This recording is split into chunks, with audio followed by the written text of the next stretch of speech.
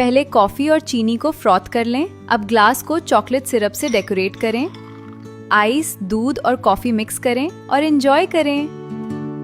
आज हम गेहूं के आटे से एकदम हेल्दी, बहुत ज्यादा टेस्टी, जूसी मोमोज बनाकर तैयार करेंगे। इसके लिए गेहूं के आटे में नमक डालकर मिक्स कीजिए। थोड़ा थोड़ा पानी डालकर इसका टाइट और स्मूथ आटा लगा लीजिए। 15 मिनट के लिए इसे साइड में रखिए। अब मैंने यहाँ पर पत्ता गोभी, गाजर और शिमला मिर्च ली है। इन्हें हम चॉपर में चॉप करेंगे। मैं सारी सब्जियों को अलग अलग चॉप कर रही हूँ, आप चाहें तो एक साथ भी कर सकते हो। और अब हम गरम तेल में बारीक कटा हुआ अदरक, लहसुन, हरी मिर्च डालकर भूनेंगे। उसके बाद प्याज डालकर इसे भी भून लेंगे। अब सारी सब्जियां डालकर 2-3 मिनट हाई फ्लेम पर अच्छे से भून लीजिए। फ्लेम को बंद कर दीजिए। अब इसमें नमक, काली मिर्च का पाउडर, सोया सॉस और हरा धनिया डालकर अच्छे से मिक्स कर लीजिए। और अब इसमें कद्दूकस किया हुआ पनीर डालकर बढ़िया से मिक्स कर लीजिए।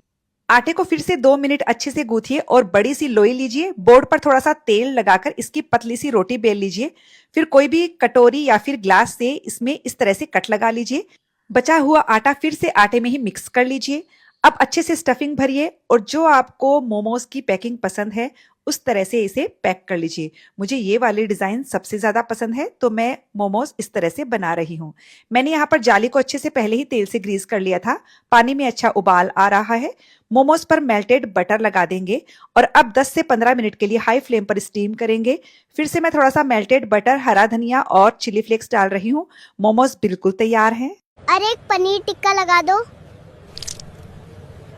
ये क्या कर दिया? तूने तो बोला पनीर टिक्का लगा दो।